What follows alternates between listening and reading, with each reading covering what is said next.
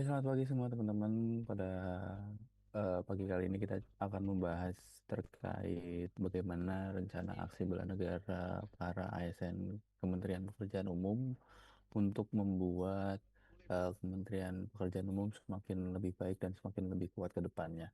Nah, pada topik kali ini nanti kita akan membahas bagaimana rencana aksi kita terhadap kelima nilai dasar negara, lima dasar bela negara, dari nilai pertama yaitu cinta tanah air, terus kemudian kesadaran berbangsa dan bernegara, lalu lanjut setia pada Pancasila sebagai ideologi, terus kemudian ada rela berkorban untuk bangsa dan negara, dan terakhir ada kemampuan awal bela negara. Nah, pada nilai yang pertama, saya agak akan coba sedikit membahas terkait bagaimana cinta tanah air yang akan diterapkan di teman-teman ASN pekerjaan umum untuk semakin membuat pekerjaan umum semakin kuat dan lebih baik ke depannya. Nah, saya coba ambil hal yang simpel dan mudah, di mana sebagai insan pembangun, sebagai pengambil kebijakan untuk membangun negara ini baik dari sisi infrastrukturnya yang nanti akan mendukung sektor-sektor lainnya, sebagai insan ASN PU kita harus lebih mengutamakan menggunakan produk-produk dalam negeri, yang mana dalam hal mendukung produk-produk dalam negeri itu kan juga kita akan mendukung bagaimana pengembangan research and development dari bahan-bahan material yang ke depan akan semakin lebih baik dan semakin inovatif untuk mempercepat pekerjaan, mempermudah untuk pengiriman dan lain sebagainya. Terus kemudian eh, kita juga bisa melestarikan adat dan budaya kita, baik dari eh, kegiatan-kegiatan di kantor yang mendukung hal tersebut, baik dari setiap Selasa minggu pertama kita sudah menggunakan baju adat, itu harus kita jalankan dan kita terapkan sebagai bentuk pelestarian. Dan kemudian jika misal ada kegiatan-kegiatan training atau workshop di luar negeri atau undangan-undangan kegiatan di luar negeri, kita harus terus mempromosikan budaya-budaya Indonesia itu sendiri. Mungkin dari saya terkait cinta tanah air di nilai bela negara ini sekian. Monggo untuk yang selanjutnya di kesadaran berbangsa dan bernegara ada Mas Dimas. Jadi saya mau bahas di sini juga sama gitu, kesadaran bangsa dan negara. Cuman untuk topik yang saya mau bahas di sini dan aksi yang saya kira simpel bisa kita lakukan itu adalah untuk meningkatkan transparansi. Eh, Sebenarnya ini cara gampangnya aja gitu ya untuk meningkatkan transparansi itu pada dasarnya cuma banyak sering ngepost tentang pembangunan PU gitu. Karena yang jadi masalah orang umum itu kan masalah anggaran pembangunan infrastruktur PU itu masih abu-abu gitu loh. Kita tuh masih nggak tahu patokan apakah pembangunan itu berlebihan atau pas atau kurang tuh kita nggak tahu karena kita nggak biasa dengan angka nominal resminya gitu. Jadi maksud saya gitu supaya membangun transparansi gitu. Jadi misalnya ada beberapa oknum yang ingin memainkan anggaran pembangunan itu jadi agak sedikit ada khawatir gitu ya. Kayak misalnya orang ini kayak pembangunan embung itu misal ada kegiatan pembangunan embung 10 M gitu. Orang awam kan nggak paham tuh ya 10 M itu normal atau enggak sih sebenarnya untuk embung itu. Jadi yang bisa kita lakukan gini sebagai CPNS PU gitu untuk setidaknya membangun awareness gitu. Jadi orang-orang tuh paham nominal yang wajar, nominal yang sepantasnya untuk infrastruktur itu berapa gitu. Sekedar ngepost aja pembangunan ini, bendung ini selesai dikerjakan dengan nominal segini segitu. Saya rasa itu cukup sih ya buat rencana saya yang simple, tepat nggak tepat ya cukup lah. Terima kasih untuk topik berikutnya bisa dilanjutkan teman-teman.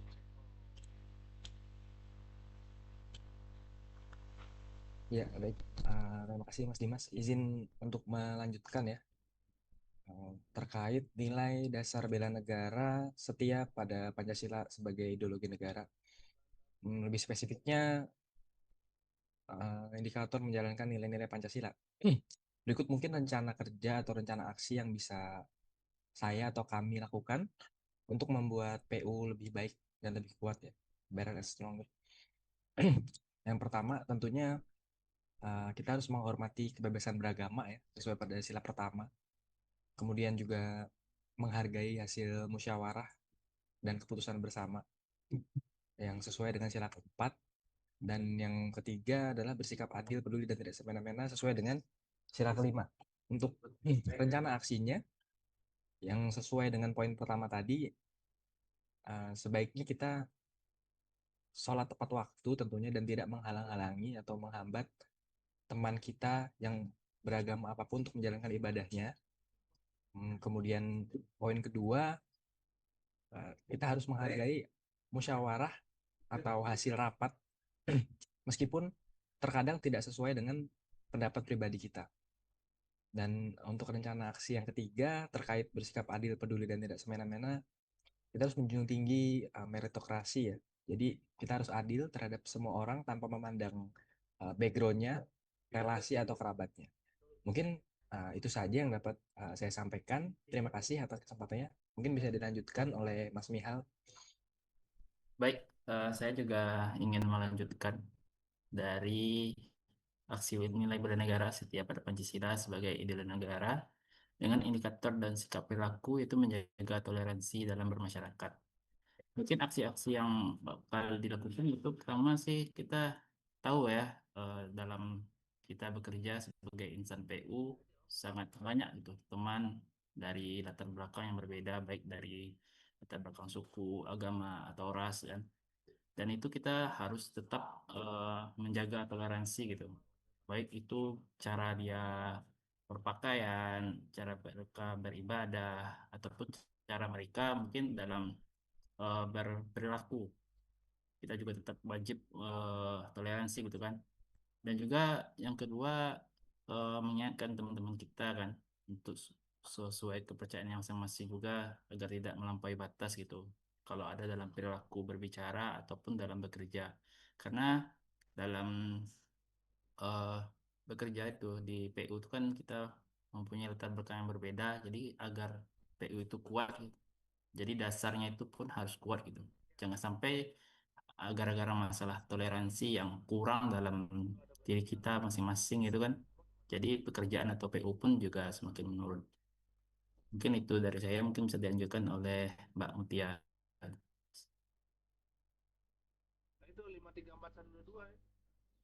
Baik, saya ingin melanjutkan. Jadi nilai bela negara yang keempat yaitu rela berkorban untuk bangsa dan negara. Jadi aksi yang akan bisa kita lakukan di lingkungan kerja, lingkungan kantor kita, yaitu mengutamakan kepentingan bangsa di atas kepentingan pribadi. Yaitu contohnya seperti menolak gratifikasi, pungli, dan segala bentuk penyalahgunaan jabatan.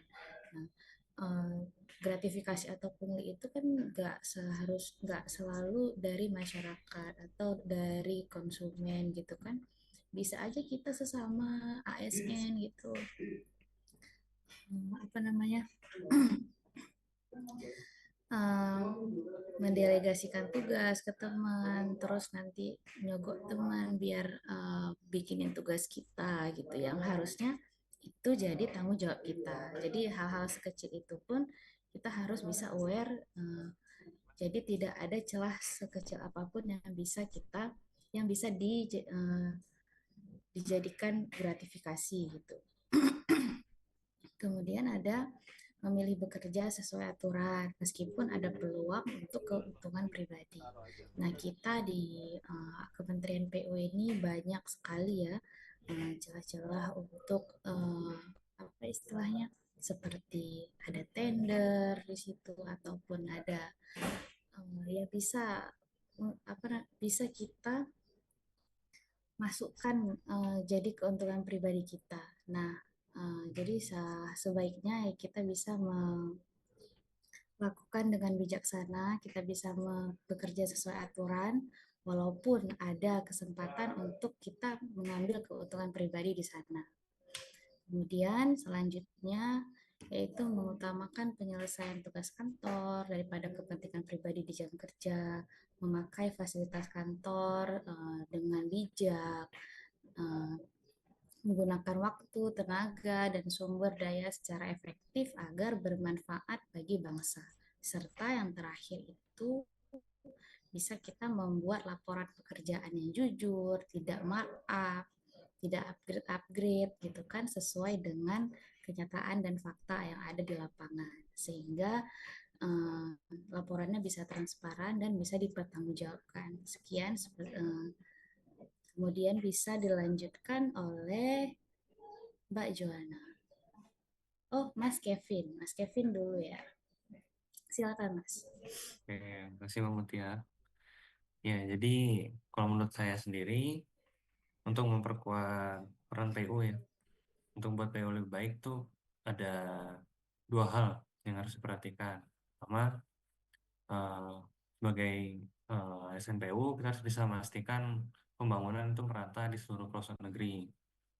Dan yang kedua, kita harus bisa menjaga agar infrastruktur yang udah dibuat tadi, yang udah dibangun, itu bisa berfungsi dengan baik dalam jangka waktu yang panjang lah gitu. Nah, sini sebenarnya rencana aksinya bakal berkaitan dengan nilai bela negara, yaitu rela berkorban untuk bangsa dan negara. Di mana di sini saya harus siap untuk mengerahkan tenaga untuk kepentingan bangsa dan juga negara. Nah, rencana aksi saya yang pertama itu saya akan bersedia ditugaskan di seluruh wilayah Indonesia. Karena dengan kesediaan saya ini, saya bisa membantu untuk memastikan program-program dari PU ini ada nggak cuma di pusat perkotaan, tapi juga ada di daerah-daerah terpencil. Selain itu, saya juga siap untuk membantu untuk mengedukasi masyarakat mengenai pentingnya menjaga sarana dan prasarana yang udah dibuat sama PU ini. Karena infrastruktur tadi nggak cukup hanya selesai dibangun gitu aja, tapi juga harus dijaga bersama-sama. Nah, dengan ngasih edukasi ini ke masyarakat, harusnya sih kita bisa nungguin rasa memiliki lah. Jadi infrastruktur yang udah dibuat tadi bisa lebih awet, jadi anggaran yang lebih efisien, dan juga manfaatnya bisa dirasain lebih lama sama masyarakat. Kurang lebih gitu. Nah, untuk poin nilai bela negara selanjutnya, disampaikan sama Joanna. Mungkin aku akan melanjutkan ya, bagaimana sih caranya membuat PU stronger dan better dengan aksi bela negara yang kita lakukan gitu ya. Kalau dari aku sih, uh, ada kemampuan awal bela negara. Kemampuan awal bela negara itu kita bisa melakukan misalnya dengan mengembangkan kompetensi diri. Karena menurut aku sih sebagai ASN di Kementerian PU itu meningkatkan kompetensi diri itu tuh bukan pilihan tapi kebutuhan. Karena ya itu kembali lagi tantangan pembangunan infrastruktur saat ini tuh semakin kompleks gitu. Jadi kalau kita nggak berkembang, kitanya yang ketinggalan. Dan ini kan kita kan sebagai ASN Kementerian PU kan emang gimana caranya PU itu better dan stronger kan. Jadi ya mau nggak mau kita harus mengembangkan kompetensi kita masing-masing. Langkah pertama itu ya kita bisa terus belajar dan memperbaharui pengetahuan teknis kita. Jadi dunia konstruksi kini kan bergerak ke arah digitalisasi, efisiensi energi, keberlanjutan, dan lain-lain. Nah, kalau kita nggak menguasai itu semua ya berarti yang ketinggalan. Dan kalau kita ketinggalan berarti PU yang ketinggalan. Gitu. Karena kan kita mau citranya PU itu di kita juga kan. Gitu. Terus yang kedua itu penting banget untuk mengembangkan soft skill. Karena dalam bekerja sehari-hari kan kita perlu perlu tuh kemampuan komunikasi, kepemimpinan, manajemen waktu, apalagi kemampuan kolaborasi lintas sektor. Kita kan PU itu kan nggak bekerja sendiri ya, pasti ada kolaborasi dengan instansi lain dan lain-lain gitu. Kalau misalnya kita nggak mengembangkan soft skill, itu lagi kembali citra PU yang kita bawa ya mundur juga karena kita nggak mau mengembangkan soft skill kita, komunikasi dan lain-lain. Nah, infrastruktur itu ya nggak dibangun dari beton dan baja doang, tapi kita juga koordinasi, empati, dan kejelasan visi itu juga dibutuhkan gitu. Terus yang ketiga, paling aktif terlibat dalam pelatihan, forum, diskusi profesional. Ya jangan tunggu disuruh kalau misalnya uh, ada peluang untuk belajar ya kita mending belajar gitu loh. Jangan ditunggu-tunggu, jangan kayak ntar lah kalau disuruh sama atasan gitu. Kalau misalnya ada peluang, ada waktu, langsung aja gitu. Uh, mungkin kayak sertifikasi profesional, pelatihan daring kan banyak ya, bootcamp apa segala macam. Terus dari PU sendiri kan juga sering ada pelatihan kayak seminar gitu-gitu, webinar ya kan. Ya ikut aja sih menurut menurut aku, karena ya itu kembali lagi penting untuk memperbaharui apa ya, wawasan kita juga. Siapa tahu kita belajar hari ini terus ternyata besok ada penemuan terbaru terus kita nggak tahu gitu kan. Itu penting sih. Yang terakhir mungkin refleksi dan evaluasi diri secara berkala. Misalnya dalam melakukan tugas, pasti kan kita ada, mungkin kan kita ada kekurangan pengetahuan juga. Misalnya orang nanya ke kita, terus kita ternyata nggak tahu. Terus mungkin, oh ternyata kita kurang kurang mengerti ya tentang bidang ini. Mungkin kita kayak langsung cari tahu untuk menunjang kerjaan selanjutnya itu juga kayak masuk pengembangan kompetensi diri kita, apa sih yang udah dicapai, apa yang masih kurang dari diri kita, apa yang masih kurang dari pengetahuan kita, apa segala macam. Nah, dengan kesadaran itu ya mungkin kita bisa bikin rencana pengembangan diri yang lebih terarah kayak gitu. Jadi meningkatkan kompetensi itu bukan untuk jadi karir pribadi aja, jadi untuk memastikan bahwa pekerjaan kita bisa membuat PU better dan stronger gitu sih, paling dari kalau dari aku untuk kemampuan awal bela negara. Wah, bagus sekali ya sebenarnya poin-poin yang dari teman-teman sampaikan. Sebenarnya kalau bisa aku simpulkan sebenarnya secara mudah untuk sebagai insan PU atau ASN PU atau bahkan kita ini kan adalah generasi mudanya PU gitu ya, untuk membawa PU lebih baik dan lebih kuat ke depannya nih, sebenarnya udah ada beberapa poin yang ada, baik dari kayak pas kita dulu dapat di awal gitu berakhlak. Jadi memang ternyata nih dengan kita menerapkan berakhlak itu sendiri nih, itu semua berkaitan tuh dengan bela negara itu ya, bisa membuat PU itu lebih baik dan lebih kuat ke depannya. Terus kemudian juga kalau diperhatiin lagi nih dari Mars PU sendiri pun, ketika kita menerapkan 3 kata kunci pentingnya gitu kan, bekerja keras, bergerak cepat, dan bertindak tepat nih, sebenarnya nih udah poin untuk memperbaiki PU lebih baik ke depannya. Mungkin seperti itu sih teman-teman kalau kata saya. Ya, simpulan dan sampai dari saya. Terima kasih.